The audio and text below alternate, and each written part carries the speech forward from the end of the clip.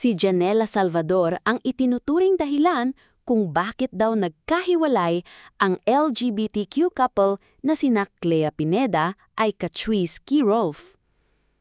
Nadamay na nga ang kapamilya actress sa pinag-uusapang breakup ni Clea at Catrice, kaya naman trending ang pangalan ni Janela sa social media. Ito'y sa kabila nga ng mariing pagdideny ng kapuso actress na may third party involved sa hiwalayan nila ng kanyang ex-girlfriend makalipas ang 3 taon nilang relasyon. Pahayag ni Clea sa panayam ng Fast Talk with Boy Abunda, nagdesisyon silang maghiwalay ni Catrice dahil may kanya-kanya kaming priorities. Mutual decision yung nangyari. Mutual yung breakup namin, and umabot na kami sa point na gusto niyang unahin yung sarili niya. Gusto ko rin naman unahin yung sarili ko this time. Piliin yung sarili ko this time. And na-realize namin na hindi na kami nakakatulong sa isa't isa. Parang pinupull down na lang namin yung isa't isa. Parang umabot kami sa ganung point. Ani ni Clea na todo tanging may connect sa cheating ang kanilang hiwalayan. Sobrang proud akong sabihin yon na, no, hindi ko kayang gawin yun kay Kat kasi masyado akong mahal si Kat. So no, anya pa kasabay din ng pagtanggi na niloko siya ni Catrice.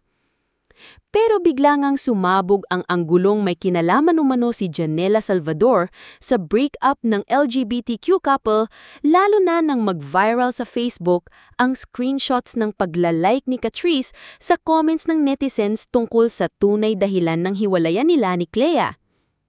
Sa isang TikTok video ni Catrice, isang araw matapos ibandera ni Clea na hiwalay na sila, may netizen ang nag-comment ng, "Follow na kita kasi wala na yung cheater." Hindi sumagot dito si Catrice pero nilike niya ito tulad ng paglalike niya sa tanong ng isa niyang follower ng, "Si Janela S po ba?" Ang next niyang nilike ay ang comment ng netizen na, "Once you like it Katkat, then confirm na si JS nga yung other party."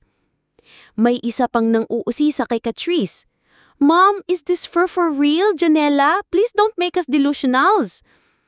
Grabe naman yung disrespectful kay Ate Kat. She denied it pa talaga sa media, and that's the worst part. Huwo!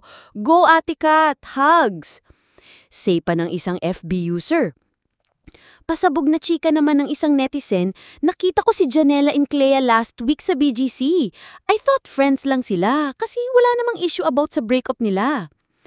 Lahat ng naturang comments ay pinaglalike ni Catrice, kaya ang feeling ng lahat, mukhang may kinalaman nga si Janela sa breakup ni Clea at Catrice.